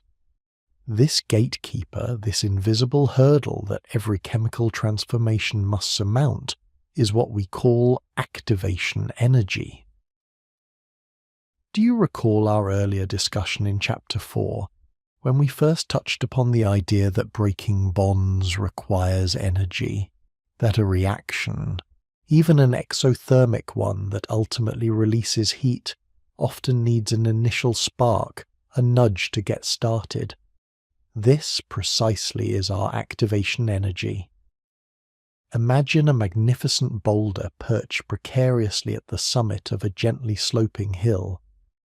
Left undisturbed, it might remain there indefinitely.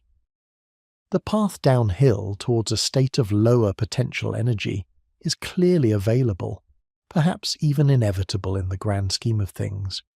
Yet it requires a push, a sustained effort, however small, to dislodge it and send it rolling. That initial push, that moment of exertion, is the activation energy. At the atomic and molecular level, this quotist 30 donneur translates into the energy required to distort existing bonds, to bring reactant molecules into a strained high-energy transition state. A fleeting, unstable arrangement where old bonds are breaking and new ones are forming.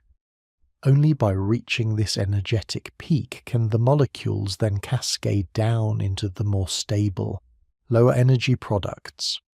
So the first crucial insight we gain tonight is this: the speed of a reaction is not solely determined by the overall energy difference between reactants and products, which tells us if it's favourable, but more profoundly by the height of this activation energy barrier.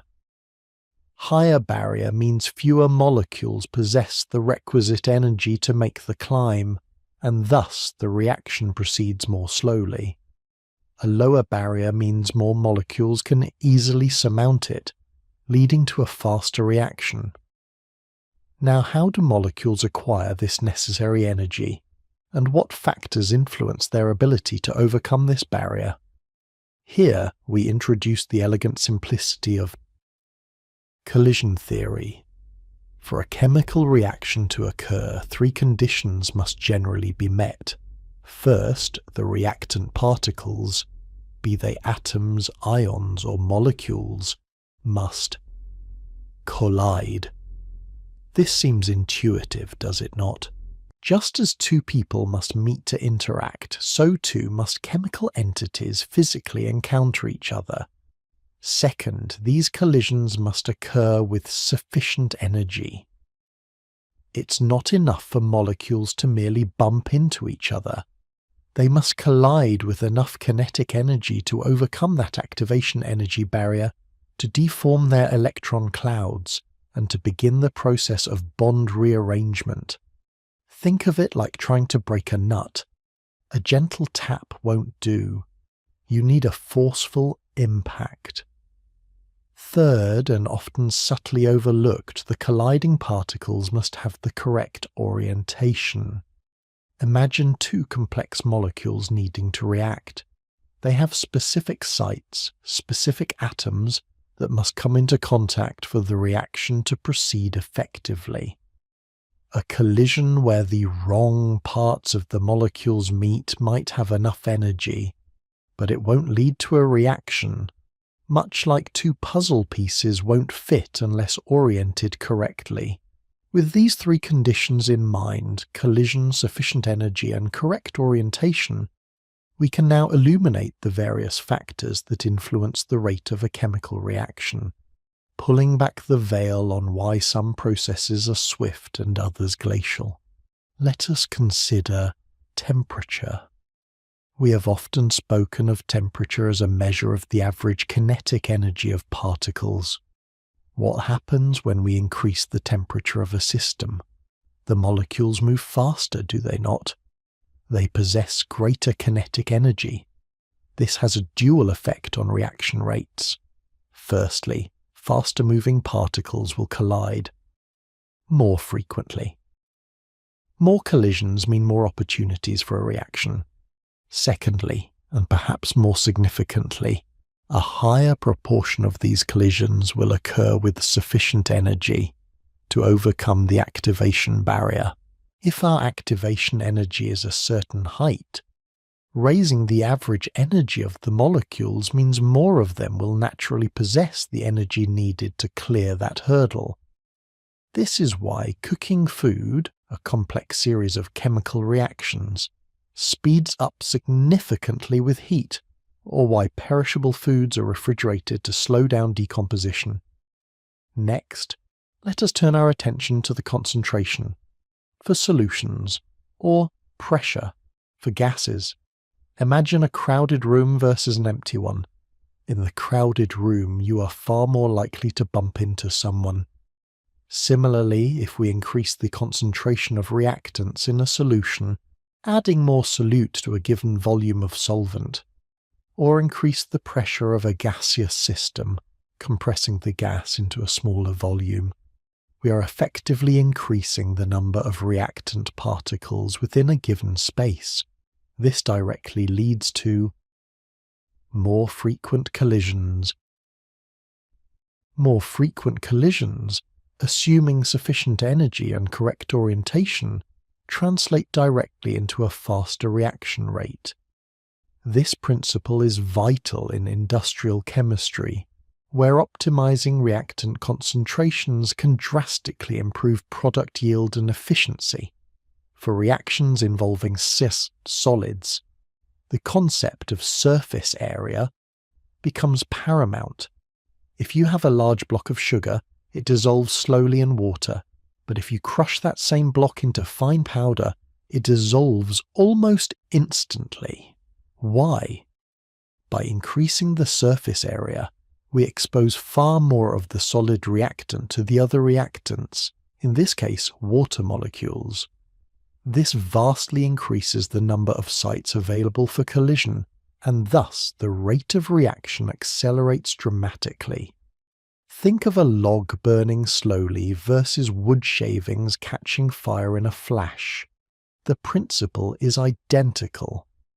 Finally, we arrive at perhaps the most elegant and profound modulator of reaction rates. Catalysts.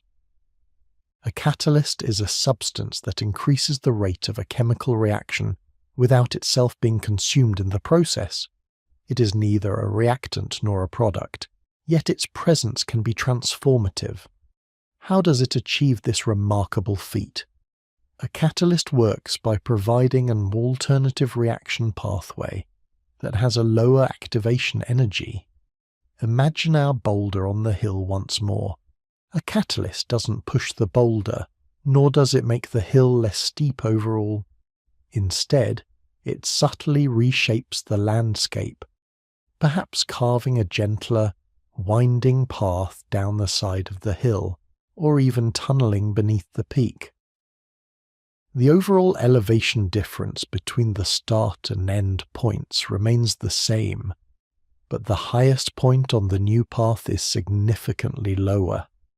This means that a much larger proportion of molecules, even at a given temperature, now possess the energy required to traverse this new, easier route. Crucially, catalysts do not change the thermodynamics of a reaction.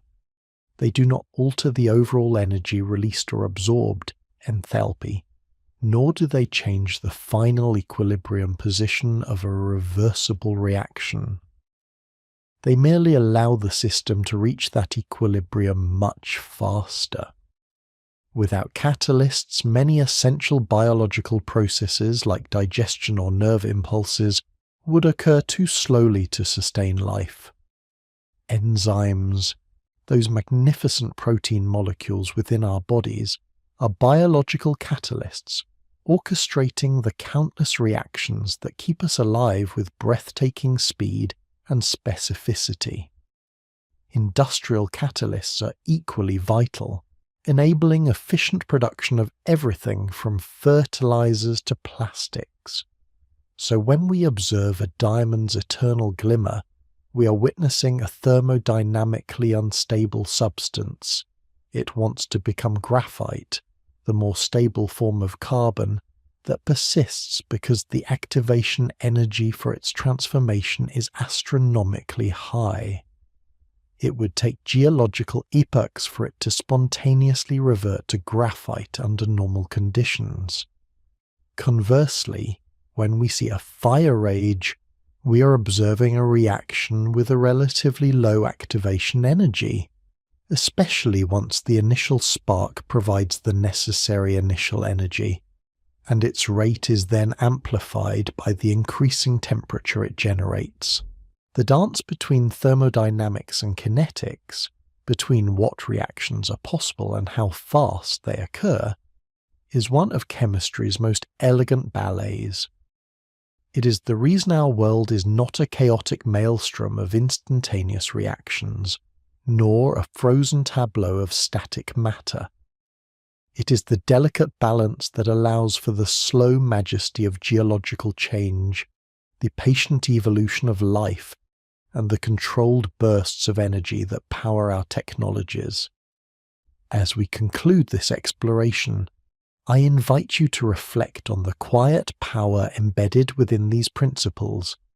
Every breath you take, every thought you formulate, every leaf unfurling in the spring breeze is a testament to the intricate control exerted by reaction rates. They are the unseen conductors orchestrating the symphony of the cosmos, ensuring that matter and energy transform at precisely the right pace, shaping the reality we perceive. Let this understanding deepen your appreciation for the exquisite precision of the chemical world.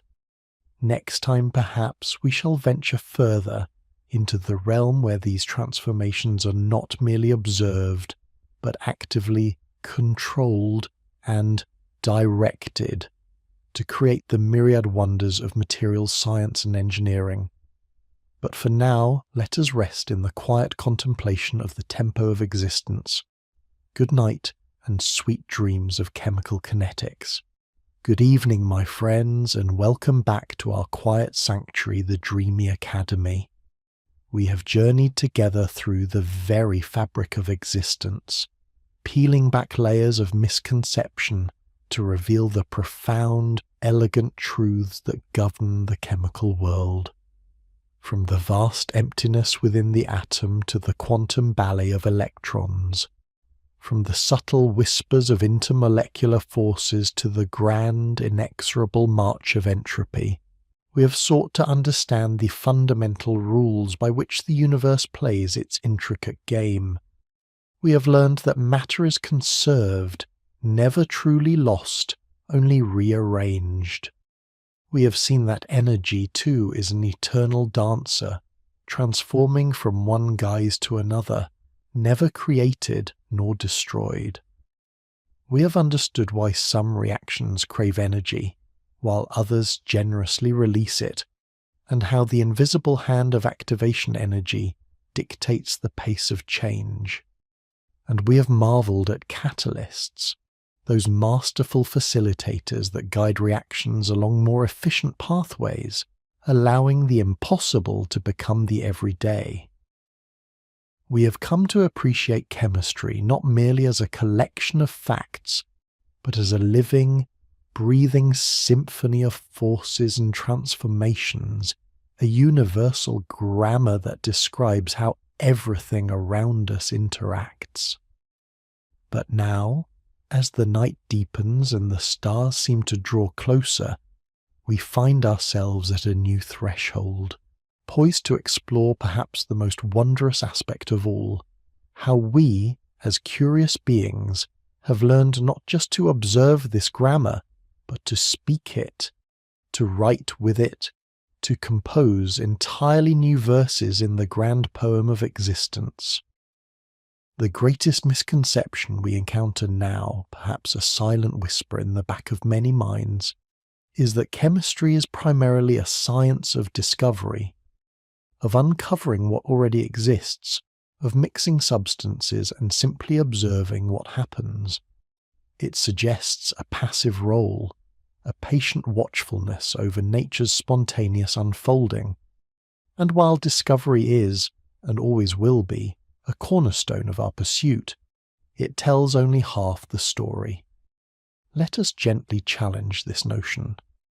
What if I told you that modern chemistry, empowered by the very principles we have so thoughtfully explored, is not just about discovering, but about designing? Not just about observing, but about orchestrating? That we are not merely spectators to the universe's chemical dance, but increasingly its choreographers? This, my friends, is the profound leap from understanding what happens to understanding how to make it happen, and crucially, how to make it happen precisely as we intend. This is the realm where the fundamental principles we've discussed, atomic structure, bonding, energy, kinetics, and even entropy, converge into a powerful toolkit for creation, for the deliberate construction of matter with specific predetermined properties. This is the heart of material science, of pharmaceutical innovation, of the very fabric of our engineered world. Imagine, if you will, the atom as a single, exquisite building block, its valence electrons dictating its potential connections. We have learned that these electrons form bonds, sharing their quantum clouds in precise geometries. Now, armed with this knowledge, we don't just wait for atoms to stumble into favorable arrangements, we guide them. We select specific atoms, understand their intrinsic inclinations, and then create the conditions, the temperature, the pressure, the presence of a catalyst that encourage them to form the exact bonds we desire, to build molecules with a pre-envisioned architecture. We are, in essence, molecular architects, drawing blueprints not on paper, but in the very language of electron configurations and bond angles.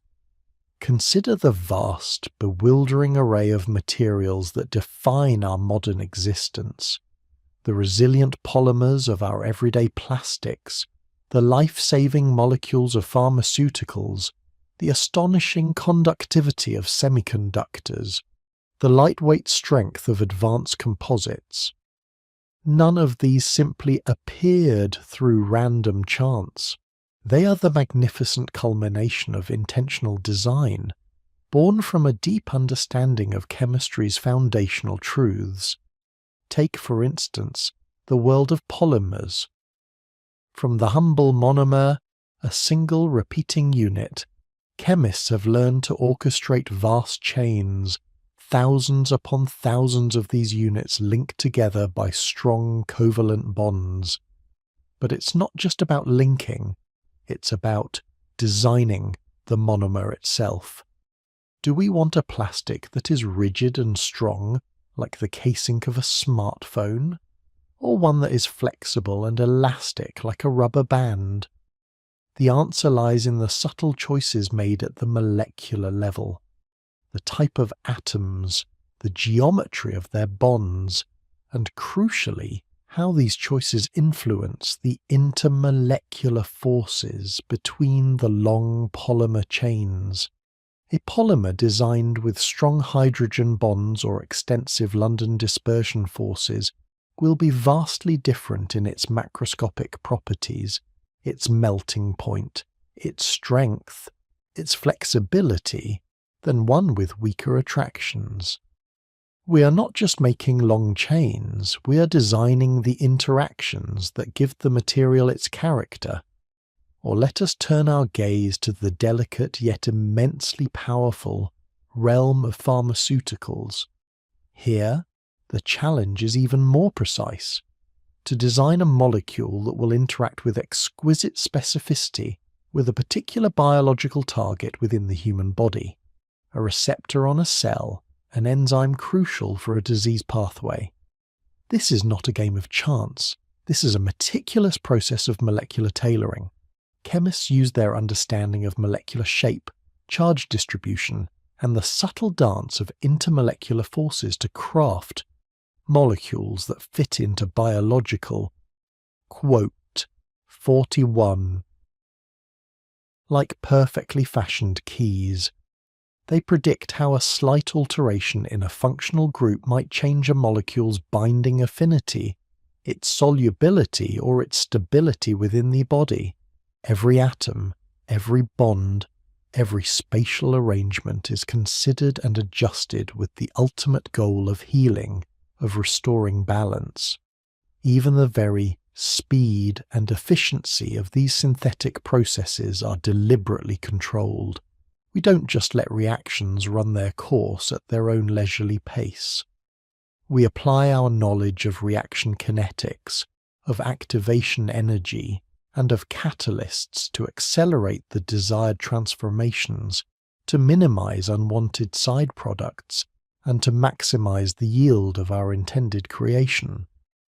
A catalyst in this context is not merely a helper, it is a master conductor, guiding the molecular orchestra to play its score with precision and power, ensuring that the atoms come together in the correct orientation, and with sufficient energy, exactly when and where we need them. This ability to design, to predict, and to create new matter is perhaps the most profound testament to the elegance and utility of chemistry. It moves us beyond merely describing the world to actively shaping it. We are not just deciphering the language of nature, we are learning to write up chapters, to compose new symphonies, to paint with the very elements of the universe. This perspective imbues the chemist with a profound sense of purpose, and indeed a profound responsibility. To wield such power, to be able to rearrange the very atoms that constitute reality, requires not only intellect but also wisdom and foresight. It is a journey into the heart of creation itself, a dance between human ingenuity and the immutable laws of the cosmos. As we conclude our time together in the Dreamy Academy, I invite you to carry this understanding forward, that chemistry is a dynamic, living science of intentionality. It is a testament to the human spirit's capacity not just to comprehend, but to innovate, to build, and to transform. The universe has given us its elements, its forces, its fundamental rules, and we, in turn, have learned to play within its grand design, to create wonders previously unimagined, ever guided by the quiet, powerful truths of chemistry. Thank you for embarking on this slow and thoughtful adventure with me. May your nights be filled with wonder and your days with the quiet satisfaction of deeper understanding. Good evening. Good evening, my friends, and welcome back to our quiet corner of the Dreamy Academy. As the twilight deepens, casting long, thoughtful shadows, let us continue our journey into the profound tapestry of chemistry, this realm where atoms dance and molecules sing their intricate songs. In our last contemplation, we arrived at a truly exhilarating realization that modern chemistry has transcended mere discovery. We are no longer simply observers, cataloguing the wonders of the molecular world. We are increasingly its architects, its composers. We understand the language of electrons, the rhythm of bonds, the thermodynamics of transformation, and the kinetics of change so intimately that we can, with ever-growing precision, design matter. We can orchestrate atoms and molecules to perform specific functions, to exhibit predetermined properties, to build the very fabric of our desired future. From the targeted pharmaceuticals that mend our bodies to the advanced materials that power our technologies, the hand of the chemical designer is everywhere, shaping the material world with intent. This immense power, this profound capability to conceive and construct, naturally leads us to reflect upon a particularly pervasive misconception, one that often colours our perception of the chemical world and indeed our place within it. It is the deeply ingrained, almost intuitive belief that what is natural is inherently good, pure, and safe, while what is artificial or synthetic is, by its very definition, suspect, dangerous, or inferior. Have you ever paused to consider how often this dichotomy influences your choices, your fears, your understanding? You might instinctively recoil from a chemical ingredient on a food label, yet embrace a natural remedy without questioning its composition or effects. Let us gently challenge this notion, not with a forceful argument, but with the quiet clarity that chemistry itself offers. For when we peer through the lens of molecular understanding, the rigid boundary between natural and artificial begins to dissolve, revealing a far more nuanced and fascinating reality.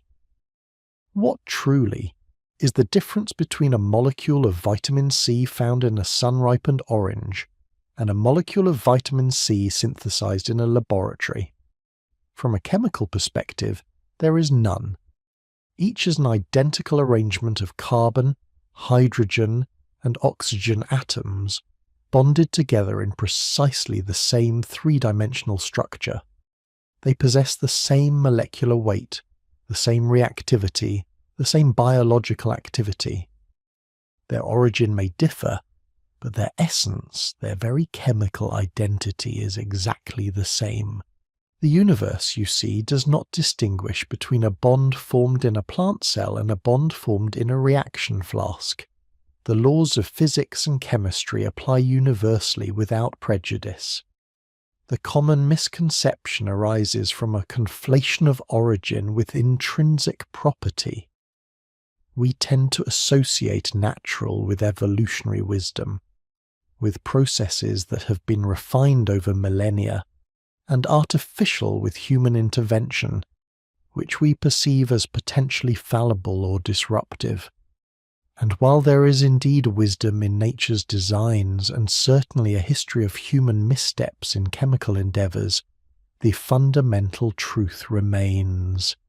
It is the molecular structure that dictates a substance's properties, its benefits, and its potential hazards, not whether it sprung from the earth or was carefully crafted by human hands.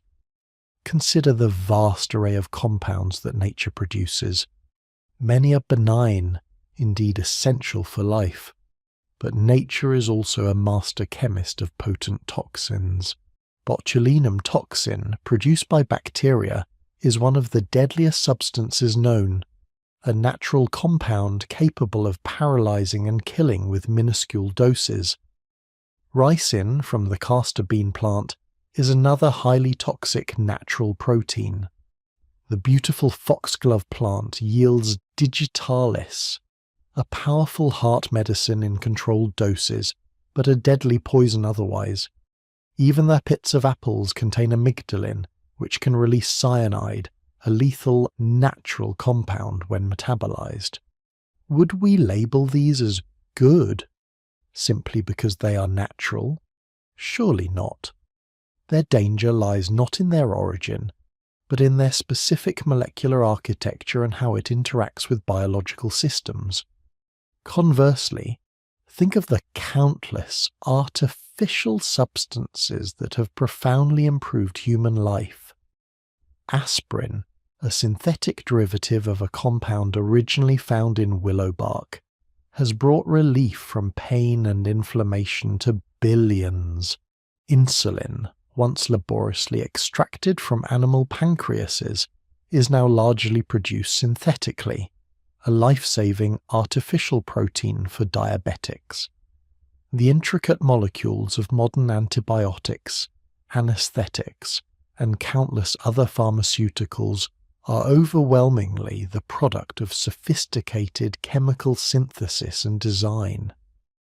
These artificial compounds are not inherently dangerous. Rather, they are precisely engineered to interact with our bodies in beneficial ways, often with greater purity and consistency than their natural counterparts. Indeed, the very concept of purity itself can be a misconception. A natural extract, while perhaps containing beneficial compounds, is often a complex mixture of hundreds or thousands of different molecules, some beneficial, some inert, and some potentially harmful. The power of chemical synthesis allows us to isolate, purify, and even improve upon nature's designs, creating a single, precisely defined molecule, free from unwanted contaminants and optimized for a specific therapeutic effect. This is not to diminish nature's ingenuity, but to highlight humanity's capacity to learn from it and, at times, to refine it. This brings us back to the heart of our discussion. Chemistry is a science of design and orchestration. When we understand that the rules are universal, that molecular structure is paramount, we gain the profound ability to mimic nature's best creations, to synthesize them more efficiently, and even to surpass them.